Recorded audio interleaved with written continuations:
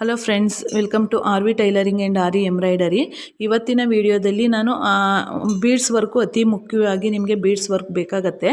Beads ವರ್ಕ್ಗಳಿಗೆ ನಾವು ಯಾವ ಥ್ರೆಡ್ಡನ್ನು ಯೂಸ್ ಮಾಡಿದ್ರೆ ಒಳ್ಳೆಯದು ಮತ್ತು ಯಾವ ಥ್ರೆಡ್ಡನ್ನು ನಾವು ಈ ವರ್ಕಲ್ಲಿ ಯೂಸ್ ಮಾಡ್ಕೋಬೇಕು. ನಾವು ಕಾಟನ್ ಥ್ರೆಡ್ಡಲ್ಲಿ ಯಾಕೆ ಯೂಸ್ ಮಾಡಬಾರ್ದು? ಯೂಸ್ ಮಾಡ್ತಾರೆ, ಸುಮಾರು ಜನ ಕಾಟನ್ ಥ್ರೆಡ್ಡಲ್ಲಿ ಯೂಸ್ ಮಾಡ್ತಾರೆ. ಅಕಸ್ಮಾತ್ ಏನಕ್ಕೆ ನಾನು ಅದನ್ನು ಉಪಯೋಗಿಸಬೇಕು ಅದು ಅವರವ್ರಿಗೆ ಬಿಟ್ಟಿದ್ದು. ಈಗ ನಾನೇನು ವರ್ಕ್ ಮಾಡಿ ಕೊಡ್ತೀನಲ್ಲ, ಅದರಲ್ಲಿ ನಾನು ಯಾವ ಥ್ರೆಡ್ಡನ್ನು ಉಪಯೋಗಿಸ್ತೀನಿ, ಜೊತೆಗೆ ಅದನ್ನು ಹೇಗೆ ಉಪಯೋಗಿಸ್ಬೇಕು ಮತ್ತು ಯಾವ ಕಾರಣದಿಂದ ಯಾವ ಥ್ರೆಡ್ಡನ್ನು ಉಪಯೋಗಿಸ್ಬೇಕು ಅನ್ನೋದನ್ನು ಈಗ ಹೇಳ್ತಿದ್ದೀನಿ ನಾನು.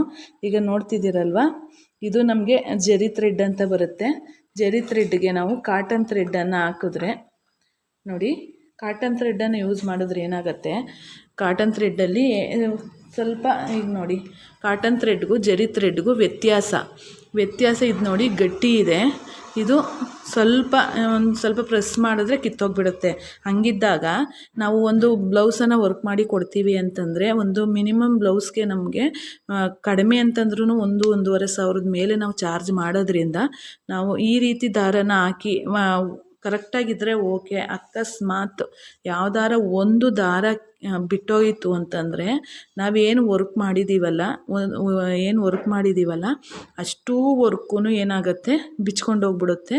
ಆಗ ಬ್ಲೌಸು ಹೇಗೆ ಕಾಣಿಸುತ್ತೆ ಅಂತ ನೀವೇ ಇಮ್ಯಾಜಿನ್ ಮಾಡ್ಕೊಳ್ಳಿ. ಈಗ ಒಂದು ಡಿಸೈನನ್ನು ಮಾಡಿರ್ತೀವಿ, ಒಂದು ಬ್ರೈಡಲ್ ಡಿಸೈನ್ಗೆ 4,000-5,000 ಸಾವಿರ ಹಂಗೆಲ್ಲ ಚಾರ್ಜನ್ನು ಮಾಡುವಾಗ ಅದೇನಾಗುತ್ತೆ, ಒಂದು ಎಳೆ ಬಿಟ್ಕೊಂಡು ನಾವು ಎಲ್ಲಿ ಸ್ಟಾರ್ಟ್ ಮಾಡಿರ್ತೀವಿ, ಎಲ್ಲಿ ಎಂಡ್ ಮಾಡಿರ್ತೀವಿ ಅಲ್ಲಿವರೆಗೂ ಆ ಡಿಸೈನ್ ಬಿಚ್ಚೋಗ್ಬಿಡುತ್ತೆ ಅನ್ನೋದಾದರೆ, ಆ ಡಿಸೈನು ಯಾವ ರೀತಿ ಕಾಣಿಸುತ್ತೆ ಅನ್ನೋದನ್ನು ಒಂದು ಸ್ವಲ್ಪ ಇಮೇಜ್ ಮಾಡ್ಕೊಳ್ಳಿ. ಹಂಗಿದ್ದಾಗ ನಮಗೆ ಈಗ ಕಸ್ಟಮರು ನಮ್ಮ ಮೇಲೆ ನಂಬಿಕೆ ಇಟ್ಟು ಸ್ಟಿಚ್ ಮಾಡೋದಕ್ಕೆ ಕೊಟ್ಟಿರ್ತಾರೆ, ನಾವೇನೋ ಒಂದು ಮಾಡಿಕೊಡ್ತೀವಿ ಅಂತ ಅಂದ್ಬಿಟ್ಟು.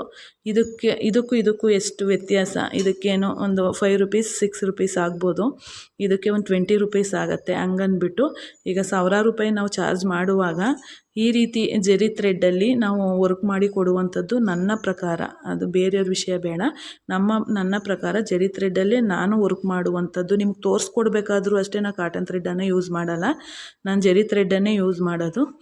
ಸಿಲ್ಕ್, ಇದು ಸಿಲ್ವರ್ ಅಥವಾ ಗೋಲ್ಡ್, ಈ ರೀತಿ ಜರಿ ಥ್ರೆಡ್ಡನ್ನು ನಾನು ಯೂಸ್ ಮಾಡ್ಕೋತೀನಿ. ಆದಷ್ಟು ನಾನು ಸಿಲ್ವರ್ ಜರಿ ಥ್ರೆಡ್ಡನ್ನೇ ಜಾಸ್ತಿ ತಗೊಳ್ಳುವಂಥದ್ದು. ಹಿಂಗಾಗಿ ನಮಗೆ ನೀಟಾಗಿ ಲಾಕ್ ಆಗಿದೆ ಅಂತ ಆದರೆ ಖಂಡಿತವಾಗ್ಲೂ ಇದು ಯಾವುದೇ ಕಾರಣಕ್ಕೂ ಬಿಚ್ಚೋಗೋದಿಲ್ಲ. ಇದು ಲಾಕ್ ಆಗಿದ್ರೂ ಅಕಸ್ಮಾತ್ ದಾರ ಎಲ್ಲೋ ತೆಳುವಿತ್ತು ಅಥವಾ ಕಡಿಮೆ ಕ್ವಾಲಿಟಿ ದಾರ ಆಯಿತು, ಹಂಗಿದ್ದಾಗ ಎಲ್ಲರೂ ಒಂಚೂರು ಪ್ರೆಸ್ ಆಯಿತು, ಬ್ಲೌಸ್ ವೇರ್ ಮಾಡಿದಾಗ್ಲೂ ಎಲ್ಲರೂ ಏನಕ್ಕಾದ್ರೂ ಸ್ವಲ್ಪ ಸಿಗಾಕೊಂತು ಅಂದರೆ, ಒಂದೆಳೆ ಕಿತ್ತಾಯಿತು ಅಂದರೆ ನೋಡೋದಕ್ಕೆ ತುಂಬಾ ಅಸಹ್ಯವಾಗಿ ಕಾಣಿಸುತ್ತೆ. ಆಗ ಇಡೀ ಬ್ಲೌಸನ್ನು ವೇರ್ ಮಾಡೋದಕ್ಕೆ ಹಾಕೊಳ್ಳೋರಿಗೆ ತುಂಬಾ ಕಷ್ಟ ಆಗುತ್ತೆ. ಹಂಗಾಗಿ ನಾನು ಈ ದಾರನ ಯೂಸ್ ಮಾಡೋದಿಲ್ಲ ಯಾವಾಗ್ಲೂ. ನೀವು ಅಷ್ಟೇ ಸ್ಟಾರ್ಟಿಂಗ್ ಕಲಿತಾ ಇರುವಾಗಲಿಂದನೇ ನೀವು ಈ ಜರಿ ಥ್ರೆಡ್ಡನ್ನು ಯೂಸ್ ಮಾಡ್ಕೊಳ್ಳಿ. ಇದರಲ್ಲೇ ಪ್ರಾಕ್ಟೀಸನ್ನು ಮಾಡ್ಕೊಳ್ಳಿ, ಮಾಡೋದಕ್ಕೂ ತುಂಬಾ ಈಸಿ ಆಗುತ್ತೆ. ಮತ್ತು ಇದೇನು ಮಾಡ್ತೀರಾ, ಪ್ರಾಕ್ಟೀಸ್ ಮಾಡುವಾಗ ನಿಮಗೆ ಸ್ಟಾರ್ಟಿಂಗು ಅಭ್ಯಾಸ ಇರೋದಿಲ್ಲ ಅಲ್ವಾ, ಮಧ್ಯೆ ಕಟ್ ಆಯ್ತಾನೆ ಇರುತ್ತೆ. ಹಂಗಾದಾಗ ನೀವು ಪ್ರಾಕ್ಟೀಸ್ ಮಾಡೋದಕ್ಕೂ ತುಂಬಾ ತೊಂದರೆ ಆಗುತ್ತೆ.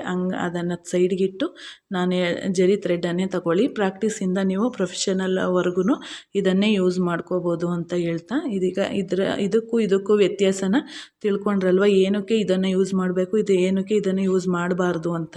ಹಾಗಾಗಿ ಈ ವಿಡಿಯೋನ ಇಲ್ಲಿಗೆ ಮುಗಿಸ್ತಿದ್ದೀನಿ.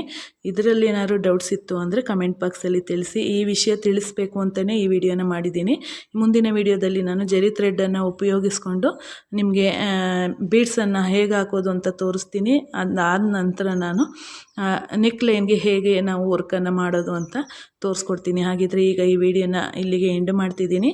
ಈಗಾಗಲೇ ಹೇಳ್ದಂಗೆ ಏನಾದ್ರು ಡೌಟ್ಸ್ ಇದ್ದರೆ ಖಂಡಿತ ಕಮೆಂಟ್ ಬಾಕ್ಸಲ್ಲಿ ತಿಳಿಸಿ. ಇದು ತುಂಬಾ ಇಂಪಾರ್ಟೆಂಟ್ ವಿಷಯ, ತಿಳ್ಕೋಬೇಕು. ಹಾಗಾಗಿ ಯಾರಾದರೂ ಇಂಟ್ರೆಸ್ಟ್ ಇರುವಂಥವರಿಗೆ ನಿಮ್ಮ ಫ್ರೆಂಡ್ಸ್ ಆ್ಯಂಡ್ ಫ್ಯಾಮಿಲಿಗೆ ಈ ವಿಡಿಯೋನ ಶೇರ್ ಮಾಡಿ ಅಂತ ಹೇಳ್ತಾ ಇಲ್ಲಿಗೆ ವಿಡಿಯೋನ ಮುಗಿಸೋಣ. ಧನ್ಯವಾದಗಳು friends. Thank you for watching.